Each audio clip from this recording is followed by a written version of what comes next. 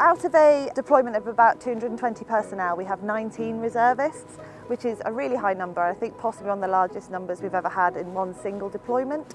And that cuts across all different types of support functions. So you've got personnel within the media team, we've got the in analyst and an in officer as well, within MT and support functions, and a large predominant part of our guard force, which is maintaining all the physical protection of all our assets, are all reservists as well. It's great seeing the reservists fit in, very enthusiastic, they're keen to learn, keen to integrate. Utilising reservist skills is pretty paramount to the future, I think. There's always challenges within the RAF, and if you're a kind of person who does thrive and work best under pressure sometimes, then it's definitely the environment for you. It's very, very different to my day job, and I think that is the big attraction. It's very varied, I get to do something different. I joined 11 years ago as a regiment gunner with 2513 Steel. And over the years, there's so many opportunities that have come my way. And these opportunities as a reservist, I think that you would not get in the civilian world.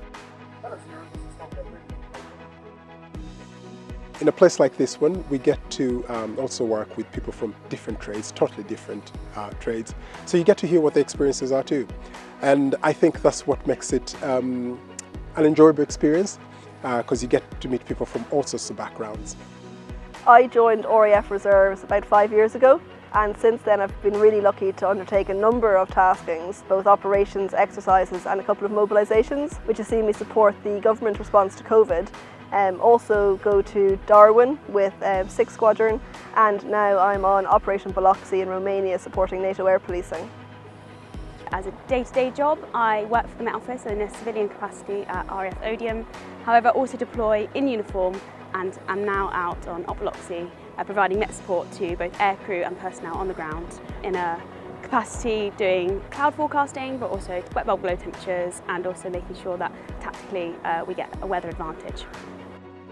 Here I'm the deployed operating base warrant officer, so it's a very sort of wide spectrum of tasks. My main role is to I work directly for the commanding officer and the senior executive officers within the EAW to really support and help them achieve the mission. But that really actually starts at the lowest level, sort of from the ground up, if you like. So making sure all our people are well rested, well fed, and motivated to carry out their duties. So I've been fortunate to get to go away on mobilisation to Op Shader, which is in Cyprus. That was the mobilisation for 4 months. I enjoyed my first mobilisation that much, so I decided to volunteer for a second mobilisation. Within this role, I've been refuelling Typhoons, also doing airport shuttles, welfare runs and medical runs for the staff that are on base. I'm a media reservist, so I specialise in the video and image creation that goes out on RAF channels, also producing content for partners like NATO or Defence Operations. So depending on the task and the output, we liaise with all those organisations to ensure the RAF message is front and centre.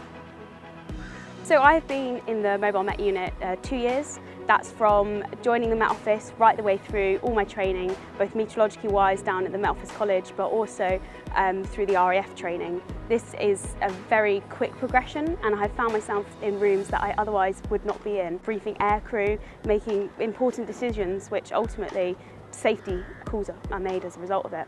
It's a very rewarding job, but also carries quite a lot of responsibility with it.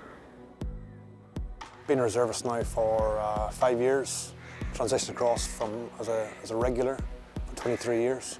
My role is I'm an Air and Space Operations Manager. It's great working with the reserves. You know, you bring your experience from the regulars and the things I enjoy doing, like developing people, which is very rewarding. So we get the reservists are very keen, they bring a unique skill set.